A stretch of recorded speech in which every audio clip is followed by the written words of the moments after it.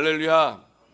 자, 오늘도 허락하여 주신 거룩한 주님의 날에 우리 성경교회 예배당이 함께 모여서 영과 진리로 예배하는 모든 성도님들을 예수님의 이름으로 환영하고 사랑하고 또 축복합니다. 우리 옆에 있는 분 서로 인사 한번 하겠습니다. 참 잘 오셨습니다.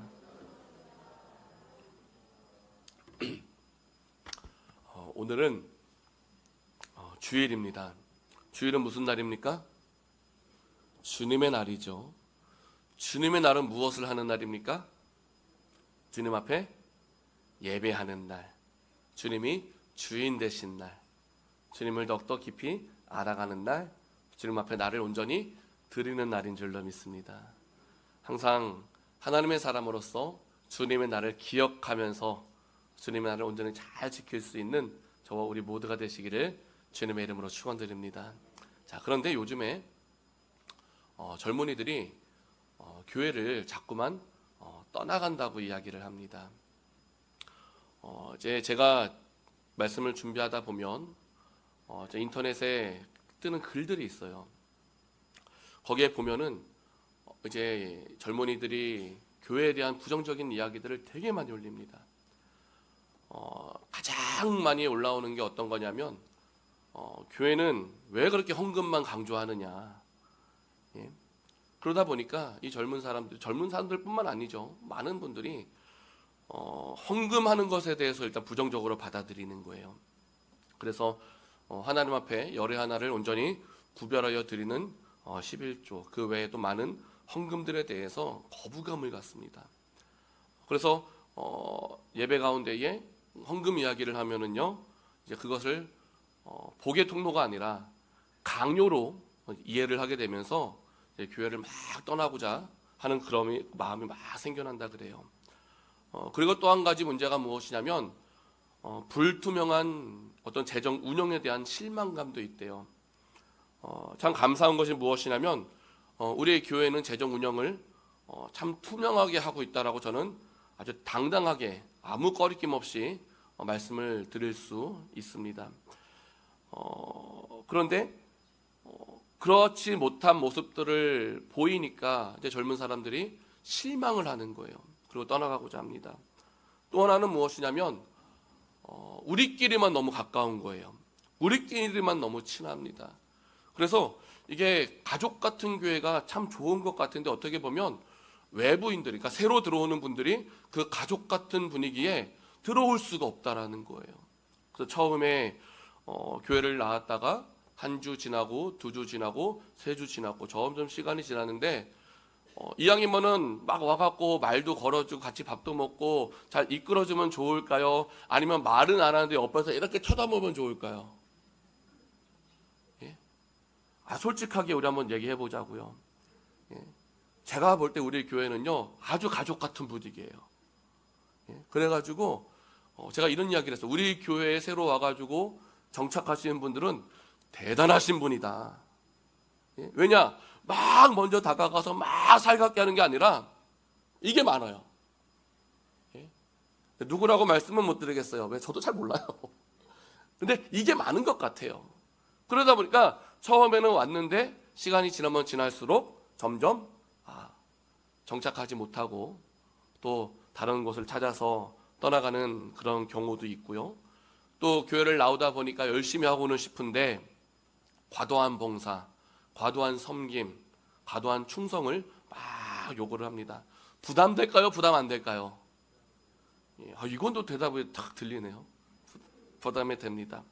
그러니까 하나님께서는 우리에게 복을 주시기를 원하시고 그래서 맡겨주신 달란트를 통해서 주인을 기쁘시게 하기를 원하는데 우리는 하나님 앞에 나를 온전히 드리는 것에 대해서 부담스러워한다는 것이죠. 예? 그래서 이러한 글들을 제가 인터넷상에서 쭉 보면서 마음이 아픈데 이해도 되고 그런데 안타깝기도 하는 이런 여러 가지 마음들이 항상 존재하더라고요. 그런데 우리는요 항상 무엇을 하든지 먹든지 마시든지 무엇을 하든지 다 누구를 위하여? 하나님의 무엇을 위하여? 영광을 위하여 해야 된다. 즉 하나님께서 우리에게 베풀어 주신 이 믿음이라는 것을 기억하면서 감사하면서 그것을 자양분 삼아서 나에게 허락하여 주신 달란트를 통하여서 우리가 봉사하고 헌신하며 충성할 수 있다는 것은 착하고 충성되었다 칭찬받을 수 있는 방편이 되기에 감사해야 될 줄로 믿습니다. 항상 감사하며 살아가시기를 주님의 이름으로 축원드립니다. 자, 그런데 또 문제가 무엇이냐면 열심히 하고 싶어요. 충성을 하고 싶어요. 기쁨을 하고 싶어요. 그런데요, 우리가 무슨 일을 하다 보면은요, 꼭 이렇게 나뉩니다. 하는 사람은 계속하고 안 하는 사람은 할까요, 안 할까요? 또 대답을 안 하는 거 보니까 많이들 안 하시는 것 같아요. 예. 기쁨으로 시작했는데 나 혼자만 계속 하다 보면은요, 또 이 부담감이 우리 마음 가운데 막 생겨나고 결국 인간은 어떻게 되느냐? 지칠 수밖에 없을 것 같습니다.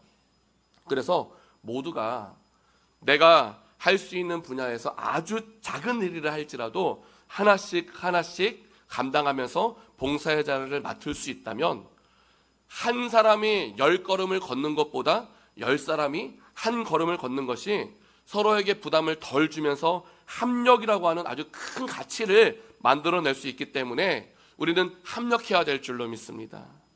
합력해야 될 줄로 믿습니다. 합력해야 될 줄로 믿습니다. 그래서 합력할 때 우리는 교회가 부담으로 다가오는 것이 아니라 하나님의 영광을 위하여 동력할 수 있는 건강한 교회 공동체를 이루어갈 수 있다는 것이죠. 예. 항상 떠나고 싶은 그러한 교회가 아니라 함께하고 싶은, 함께하면 할수록 더욱더 행복해질 수 있는 그러한 교회가 되었으면 참 좋겠습니다.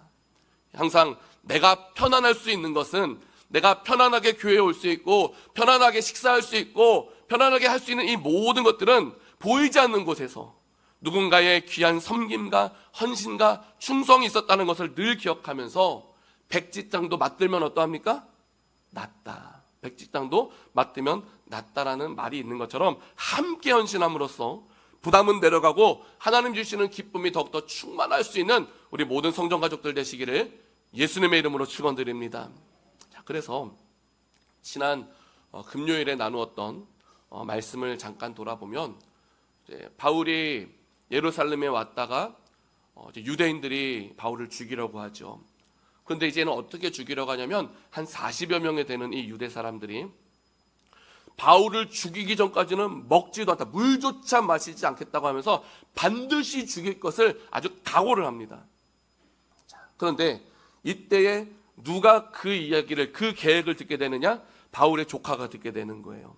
그러면 그것을 들은 조카가 혼자만 알고 있는 것이 아니라 바울에게 달려가서 알려줍니다. 그래서 바울이 다시 천부장에게 보내서 천부장에게 다 말하게 하는 거예요. 그리고 그 사실을 들은 천부장은요, 군사를 준비해서 가장 안전한 방법으로 바울을 총독 벨릭스에게 호송을 하게 되어집니다. 이 모든 과정들을 혼자 할 수 있는 것이 아무것도 없더라고요. 함께 하더라고요. 듣는 사람이 있었고, 전하는 사람이 있었고, 준비한 사람이 있었고, 호송하는 사람이 있었고, 이게 합력 아니겠습니까? 합력하여 선을 이루어가는 우리 성전 가족들 되시기를 주님의 이름으로 축원드립니다. 우리 옆에 있는 사람 눈 바라보며 함께 인사하시겠습니다. 합력합시다. 예. 꼭 항상 눈 쳐다보러 가면 눈에 힘주는 분들이 계세요. 예. 우리는 바라볼 때 사랑스러운 눈빛으로. 예. 사람이 사람을 쳐다볼 때 가장 기분 나쁜 눈빛이 뭔지 아세요? 딱 바라봤을 때에 머리부터 알까장 훑는 거예요, 이렇게. 예? 신기한 게 한번 훑으면 그 사람에 대해서 다 나온다면서요. 저는 100번, 1000번, 10,000번을 봐도 모르겠는데, 예? 기분 나쁘게 훑지 말고 사랑스러운 눈빛으로 바라보면서 다시 한번 인사하겠습니다. 함께 합시다. 예. 함께 해야 될 줄로 믿습니다. 자, 그래서 이제 바울이 총독 벨릭스에게 호송이 되었습니다. 그리고 닷새가 지난 이후에 대제사장이었던 아나니아가 여러 장로들과 함께 더둘로라고 하는 변호사와 총독을 찾아오게 되는 거예요. 그리고 나서 총독에게 누구를 고발합니까? 바울을 고발을 합니다. 그런데 그 고발하는 내용이 어떠하느냐? 사도행전 24장 5절에서 8절까지 말씀인데요. 우리 한번 다 같이 읽어보도록 하겠습니다. 사도행전 24장 5절로부터 8절까지 말씀 시작. 우리가 보니 이 사람은 전염병 같은 자라 천하에 흩어진 유대인을 다 소유하게 하는 자요 나사렛 이단의 우두머리라. 그가 또 성전을 더럽게 하려 함으로 우리가 잡아싸우니 당신이 친히 그를 신문하시면 우리가 고발하는 이 모든 일을 아실 수 있나이다 하니. 아멘. 자, 그러니까 지금 더둘로라고 하는 이 변호사는요, 바울에 대해서 뭐라고 고발하느냐? 로마 전역에 흩어진 유대인들을 선동하는 사람이 돼요. 선동하는 사람, 반란을 일으키는 자래요. 또 성전을 어떻게 했다? 더럽히는 자래요. 그런데요, 그 모든 일들이 사실이냐? 아니더라고요. 확인되지 않은 일을 마치 사실인 것처럼 바울을 총독 벨릭스 앞에서 고발을 하고 있습니다. 자, 우리 성도님들, 만일 나는 아무런 잘못을 하지 않았는데 억울하게 고발을 당하면은요, 어떻게 반응하시겠습니까? 기분이 좋으시겠습니까? 화가 나시겠습니까? 예? 고발을 아직 안 당해봐갖고 잘 모르시잖아요, 그죠? 예. 제가 얼마 전에도 이 같은 말씀을 한번 나눴었는데, 지금은 제가 속해 있는 노회가 제 총회를 백석총회에 들어갔습니다. 총회를 옮기는 과정 가운데에 법과 질서를 철저하게 지켜야 되는 거예요. 잘못되면은요, 이게 무효가 될 수 있습니다. 그래가지고 이제 규칙대로 임시 노회가 몇 월 며칠 몇 시에 어디서 있습니다. 한 달 전에 꼭 공고가 돼야 돼요. 그래서 한 달 전에 공지를 했고, 또 정식적인 모든 절차를 밟아가지고 찬성하는 측만 주장할 수 없으니까 찬성하는 분들이 앞에 나와서 주장을 하고, 또 반대하는 분들도 앞에 나와서 이제 본인들의 생각을 주장을 막 합니다. 그래서 서로의 주장을 다 이야기한 이후에 이제 투표를 진행을 해가지고 3분의 2 이상의 압도적인 찬성을 받아서 이제 우리 노회는 그대로 있는 것이지만 소속되어져 있는 총회를 개혁해서 백석으로 옮기게 된 것이다 라고 분명히 공포를 했어요. 이 자리에서 공포를 했습니다. 그때 임시노회가 저희 교회에서 열렸거든요. 자, 그런데 그때에 반대하신 분들이 소수 몇 분 계세요. 그래서 그분들은 원칙적으로 따지면 이제 저희와 같은 길을 못 가기 때문에 저희 노회에서 이름을 빼야 되잖아요. 그것을 제명이라고 합니다. 그래서 원칙적으로는 그분들을 제명을 시켜야 되는데, 그렇지 않고 저희는 이렇게 이야기했습니다. 본인들이 지금 속해 있는 개혁총회 내에 다른 노회로 가겠다 하면 노회는 임명증서를 끊어서 주도록 하겠다 하면서 최대한 좋게 마무리를 하고 싶었어요. 그래서 그렇게 모든 것이 다 정리가 되고 다 끝이 난 줄 알았습니다. 자, 그런데 어느 날 갑자기 연락이 왔죠. 자신들이 동서노회의 정통성을 지니고 있대요. 그렇기 때문에 우리가 지금 백석에 들어간 우리가 이탈자라고 표현을 하면서 노회의 모든 권리와 자산을 내놔라라고 하는 내용 증명을 보내왔습니다. 자, 이 일을 이제 어떻게 대응을 할 것인가에 대해서 이제 임원들이 모였어요. 한 자리에 임원들이 모여서 이제 받았던 그 내용 증명을 딱 보여줬습니다. 그랬더니만요, 그 자리에 모였던 노회 임원들의 반응이 어떠했을까요? 행복했을까요? 화가 났을까요? 우리 성도님들 화가 나겠죠? 다들 화를 냈습니다. 예? 끝까지 싸워야 된다고. 예? 저 사람들한테 줄 거는 하나도 없다고, 차라리 그거로 변호사를 사가지고 끝까지 싸우자고 막 사람들이 화를 내기 시작하는 거예요.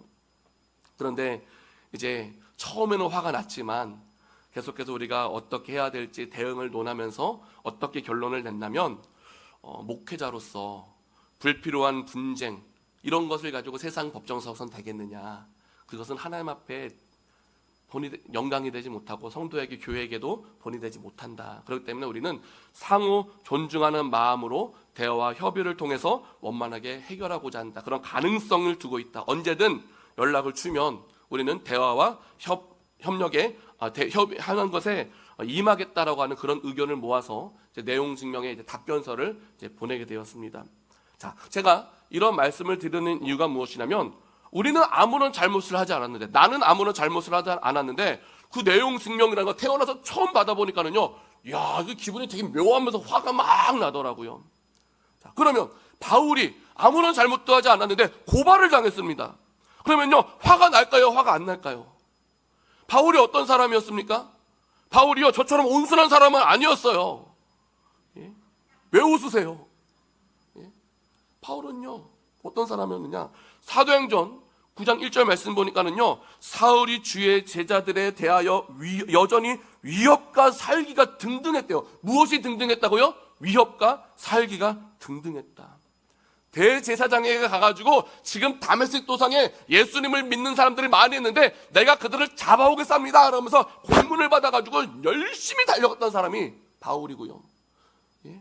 아주 그냥 예수님을 믿던 사람들이 그때 사울이죠. 사울 그러면 덜덜덜 떨 정도로 엄청 무서운 사람이 누구였다고요? 바울이었어요. 그런데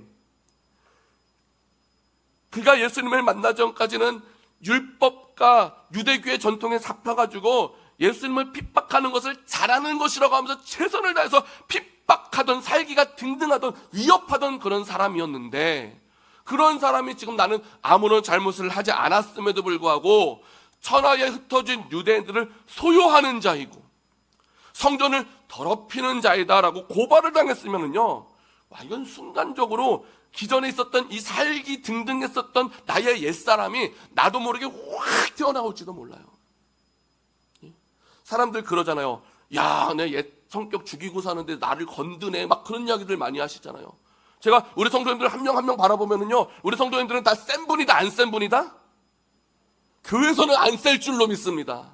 근데 세상에서는 절대 어디 가나 뒤지지 않는 분들이신 것 같아요. 예? 그런데 이 바울이요, 나도 모르게 확 튀어나올 수도 있는 그 혈기가 있는 사람인데, 그럼에도 불구하고 그 어떤 혈기나 그 어떤 억울한 어떤 불평하는 말이 하나도 없더라고요. 할렐루야. 왜 그런 줄 아십니까? 그게 누구에게 붙잡혔다? 성령에게 붙잡혔다. 즉 성령 충만한 사람은 옛사람은 죽고 새사람이 되어지는 줄로 믿습니다. 우리는 성령 충만해야 될 줄로 믿습니다. 자, 그런데 이후에 이제 고발을 했습니다. 그러니까요, 총독이요 바울에게 어떻게 하느냐? 머리로 표시하여 말하라고 했대요. 머리로 표시하여 말했다. 우리 성도님들 누구한테 말해봐라고 하는데 머리를 어떻게 표시하겠습니까? 예? 제가 이 말씀을 쫙 보면서 머리로 표시를 했다? 어떻게 머리를 표시했을까? 딱 이거예요. 고발을 했잖아요. 그럼 바울을 바라면서 너도 말해봐.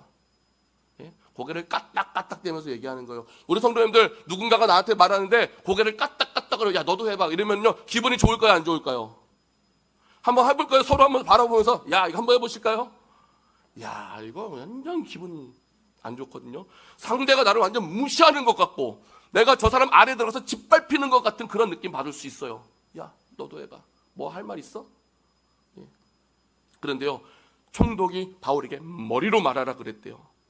예. 그러면은요 그런 대우를 받았으면 아무런 잘못 없는 바울의 입장에서는 또 기분이 나쁠 수도 있어요. 한 번 참았는데 또 기분이 나면요 이 참았던 게 터질 수도 있거든요.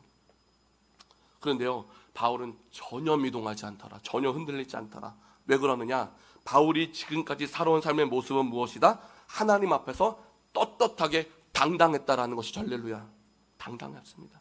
그래서 이야기합니다. 거짓으로 자기를 고발한 저 사람들에게는 아무런 증거가 없고 또 바울 나는 하나님 앞에 부끄러울 것이 없는 당당한 삶을 살아왔기 때문에 뭐라고 하느냐? 11절과 12절 말씀 보니까는요 내가 예루살렘에 예배하러 올라온 지 열 이틀밖에 안 되었고 그들은 내가 성전에서 누구와 변론하는 것이나 회당 또는 시중에서 무리를 소동하는 것을 보지 못했다라고 하면서 이제 나를 고발하는 모든 일에 대하여 그들이 능히 당신 앞에 내세울 것이 없다라는 것을 어떻게 이야기합니까?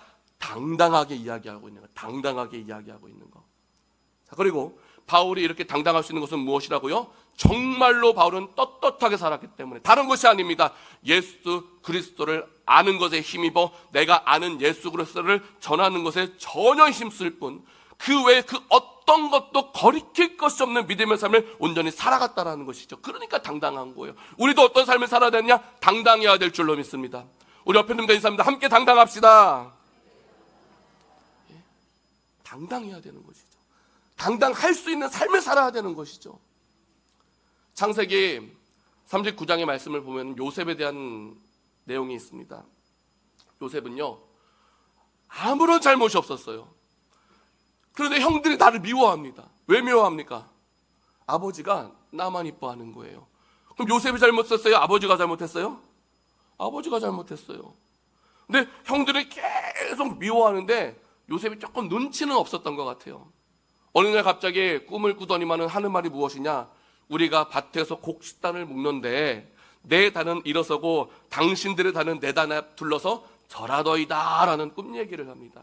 그러니까 형들이 야 우리가 너 앞에 절을 한다고? 라고 하면서 어떤 생각을 갖느냐? 미운 놈이 미운 말만 하는 거예요. 참 사람이 신기한 게요, 우리가 호감을 가지고 있는 사람은요, 나쁜 말을 해도 좋게 보이는 거 아시죠? 예? 우리가 호감을 가지고 있으면은요, 무슨 일을 해도요, 다 그냥 좋게 보여요. 그런데요, 호감이 없고 미워하는 사람이요, 무슨 말을, 좋은 말을 하잖아요. 그래도 그 사람이요, 좋게 보면, 곱게 보입니까? 안 곱게 보입니까? 안 곱게 보여. 막 좋은 일을 하고 막 해도요, 저거 봐라, 또 지 잘난 척 한다, 막 이러면서. 예. 아무튼 사람이 희한해요. 근데 지금 이 요셉의 형들도요, 아버지의 사랑을 독차다 받는 것도 미워 죽겠는데, 꿈 얘기까지 해버리니까는요, 더 미운 것이죠. 나중에요, 아버지가 요셉에게 심부름을 시킵니다. 야, 형들이 잘 있는지, 양을 잘 치고 있는지 가서 보고 와서 아빠한테 얘기 좀 해줘 라면서 심부름을 딱 보냅니다. 근데 형들이 멀리서 바라볼 때 미운 놈이 오니까 어떡합니까? 아이고, 우리 미운 놈 오네, 미운 놈 떡 하나 더 주자, 이게 아니고, 예? 살리자, 죽이자? 죽이자. 그리고 짐승에게 잡혀 먹었다고 아버지한테 가서 이야기하자. 그런 이야기를 하는 거예요. 예. 그런데 참 감사한 것이 르우벤과 유다가 뭐라고 하느냐? 중재를 하죠. 그래서 차라리 죽이지는 말고 그냥 팔자라고 하면서 요셉이 팔려가게 됩니다. 아무런 잘못이 없었는데 팔려가게 되는 거예요. 팔려가서도 그의 삶이 어떠합니까? 보디발의 집에서 가정 총무로서 성실하게 일을 합니다.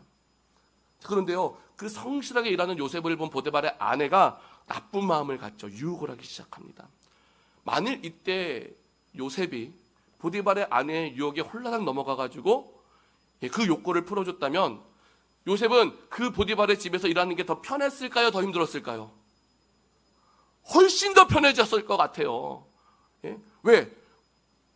집주인의 부인이 실권을 갖고 있는 사람이 나를 이뻐해 주는데 얼마나 편하겠어요. 힘든 일 안 시킬 것 같아요.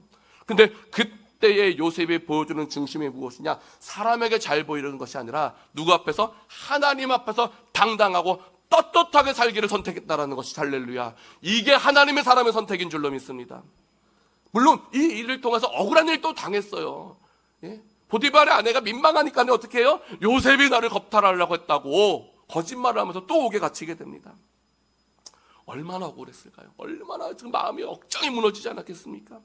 형들에게 버림을 당한 것도 지금 억울해 죽겠는데 나름대로 열심히 살려고 했음에도 불구하고 또 이렇게 억울한 일을 당했을 때는요, 정말로 원통한 마음, 뼛속까지도 분하고 슬픈 마음이 막 새겨져가지고 어떻게 해서든 복수하고 싶은 마음이 생겨났을 수도 있을 것 같아요. 그런데요, 요셉이 보여주는 모습은 무엇이냐? 일절 불평도 없었고 일절 절망도 없었다는 거예요. 예? 왜? 내가 믿는 하나님 앞에서 당당할 수 있었기 때문에. 당당하시길 주님의 이름으로 축원드립니다. 그렇게 당당하게 나아갔더니 하나님께서 요셉에게 어떻게 하십니까? 환관장의 꿈을 해석할 수 있도록 지혜를 주시고요, 그 일을 통하여서 왕의 꿈을 또 해석할 수 있는 지혜를 주시면서 애굽의 국무총리로 세워주십니다. 또 이러한 과정을 통하여서 큰 흉년이 왔을 때에 오히려 곡식을 살아왔던 그 형들과 제하며 꿈꾼 것처럼 형들이 요셉한테 절까지 하면서 결국에는 이스라엘 민족 전체를 기근으로부터 구원하게 되는 일 가운데 요셉이 쓰임받게 되는 것이죠. 하나님은 하나님 앞에서 떳떳하게 당당하게 살아가는 모든 하나님의 사람들을 기뻐하시면서 사용하여 주실 줄로 믿습니다. 쓰임받는 우리 성전가족들 되시기를 예수님의 이름으로 축원드립니다. 예. 그래서 지금 바울도 마찬가지죠. 총독 벨릭스 앞에 섰을 때에 바울은 떳떳할 수밖에 없는 거예요. 당당할 수밖에 없는 거죠. 왜? 하나님 앞에 부끄러움 없이 살았기 때문에. 그리고 그곳에서 지금 바울이 하는 말이 무엇이냐? 사도행전 24장 14절 15절 말씀인데요, 우리 14절 15절 다 함께 한번 읽어보겠습니다. 시작. 14절부터요. 시작. 그러나 이것을 당신께 고백하리이다. 나는 그들이 이단이라 하는 도를 따라 조상의 하나님을 섬기고 율법과 선지자들의 글에 기록된 것을 다 믿으며 그들이 기다리는 바 하나님께 향한 소망을 나도 가졌으니 곧 의인과 악인의 부활이 있으리라 함이니이다. 아멘. 자, 바울은요, 유대인들이 나를 이단이라 하더라도 나는 그들이 이단이라 하는 도를 따라 하나님을 어떻게 했다? 섬겼대요. 하나님을 섬기고 모든 율법과 선지자의 글들도 믿었고 특히 예수 그리스도를 통하여서 의인과 악인의 부활도 확실히 믿는다고 선포하면서 자신을 변론함과 동시에 벨릭스에게 무엇을 선포하고 있냐면요, 부활의 소망을 선포하고 있는 거예요. 부활의 소망. 그러니까요, 지금 벨릭스는요, 바울이 자신을 변론하는 이야기를 듣고 있지만 나도 모르게 무엇을 듣느냐? 복음의 소식을 듣고 있습니다. 그러니까요, 나중에 벨릭스가 어떻게 행동하느냐? 24장 24절 25절 말씀인데요, 이렇게 말씀하고 있습니다. 수일 후에 벨릭스가 그 아내 유대 여자 드루실라와 함께 와서 바울을 불러 그리스도 예수 믿는 도를 들었대요. 예? 변론을 했을 뿐인데 그때 복음을 전했더니만은요, 지금 그것을 들었던 벨릭스가요, 아내와 함께 바울을 찾아와서 예수 그리스도를 믿는 도를 듣게 되었다라고 성경은 말씀하고 있어요. 듣게 되었다. 그런데 25절 보니까는요, 바울이 의와 절제와 장차 오는 심판을 강론하니 벨릭스가 두려워하여 대답하되 지금은 가라, 내가 틈이 있으면 너를 부르리라 하고 하면서 바울을 돌려보내게 됩니다. 물론 벨릭스 입장에서 생각을 하면은요, 그가 복음을 들음으로써 예수님을 영접하였으면 참 좋겠지만 그가 총독이었다는 것은 결국은 정치하는 사람이거든요. 그러다 보니까는요, 결국에는 유대인들의 마음을 얻고자 해서 바울을 더 구려하는 선택을 내리기는 했지만, 바울은 어떠하느냐? 내가 어떤 상황에 있든 또 상대가 어떤 사람이든 간에 한결같이 무엇을 했다고요? 복음을 전했다. 즉 한결같이 하나님 앞에 떳떳하게 당당하게 살아갔다라는 것이죠. 예? 그리고 바울이 이렇게 입을 열 때마다 당당하게 주님을 자랑할 수 있었던 이유가 무엇이냐? 내가 핍박하던 그 예수님이 누구를 만나 주셨습니까? 나를 만나 주셨고, 나를 만나 주시는 것에서 끝나지 않고 나를 변화시켜 주셨고, 또 나를 변화시켜 주시는 것에서 끝나지 않고 나를 사용하여 주셔서 하나님 나라의 확장에 쓰임받게 해 주셨다는 것을 바울이 누구보다 더 잘 알게 되는 거예요. 그래서 바울은 항상 땅 끝까지 증인된 삶을 살기 위해서 늘 최선을 다했던 것인데, 우리가 예수 그리스도 안에서 양심의 거리낌 없이 살기를 힘쓰면서 최선을 다해서 입을 열 때마다 주님을 자랑한다면 때로는 억울한 일을 당할 수도 있고 모함을 당할 수도 있겠지만, 그럴 때마다 분노하거나 혈기를 부리는 것이 아니라 요셉과 바울과 같이 주어진 환경 속에서 더욱더 하나님 앞에 양심의 거리낌 없을 것을 살기를 힘쓰면 하나님의 도우심에 힘입어 편견과 선입견은 사라지고 더욱더 합력하여 선을 이루어갈 수 있는 믿음의 건강한 공동체를 함께 이루어 가게 되어질 줄로 믿습니다.